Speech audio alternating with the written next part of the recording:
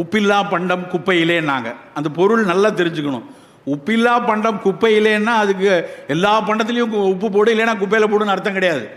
உப்பு போடலைன்னா சில காலம் கழித்து அது கெட்டு போய்விடும். கெட்டு போனால் அதை நீ குப்பையில் தான் போடணும். அப்போ எந்த பொருளை நீ சேமித்து வைக்கணுமோ அந்த பொருளுக்கு நீ உப்பு போட்டுக்கோன்னு அர்த்தம். அதுக்காக எல்லாத்துலேயும் உப்பு போட்டு நிலைமை என்ன தெரியுமா? இன்னைக்கு உலக சுகாதார நிறுவனம் ஒரு நாளைக்கு 4 கிராம் தான் உப்பு சாப்பிட சொல்லியிருக்கு.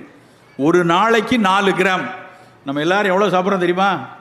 ஒரு நாளைக்கு குறைந்த அளவு 8 கிராம் சாப்பிட்றோம், டபுள் மடங்கு. அதுக்கு வேற தெரியாமல் கொஞ்சம் உப்பு குறைஞ்சேன்னா வீட்டம்மா அப்படி முறைக்கிறது, அப்படியே உப்பு சொரணை இல்லாதவன் ஆக்கிறேன்னு நினச்சியா அப்படின்னு சண்டை போடுறது. ஊறுகாய் இல்லாமல் நான்லாம் மோர் சோறு சாப்பிட மாட்டேன் சார், அது சில குரூப்பு. தயவு செய்து உப்பை தயவு செய்து குறைங்கள். ஊறுகாயெல்லாம் வேண்டாம், தொக்குலாம் வேண்டாம். வெளிநாடுகள்லாம் என்ன பிரச்சனைனா, இங்கேருந்து அத்தனை ஸ்வீட் ஸ்டால்லையும் விற்கிறாங்க இல்லையா, அதில் இருக்கக்கூடிய தொக்கை பாட்டிலாக வாங்கி அடுக்கி வச்சுருக்காங்க.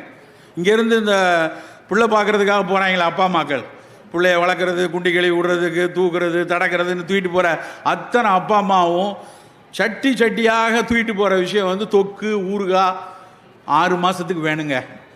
6 மாதம் நான் இருக்க போகிறேன், விசா அதோட முடியும். அது வரைக்கும் ஒரு 15 பாட்டில் ஏத்தாப்புல கடையில் போய் வாங்கிட்டு போயிடுவாங்க. அதை வாங்கி கொண்டு போய் வச்சு அதை போட்டு சோத்தில் போட்டு சாப்பிட்றது. நண்பர்களே, நமக்கு உப்பு வேண்டாம், உப்பு குறைத்தாகணும்.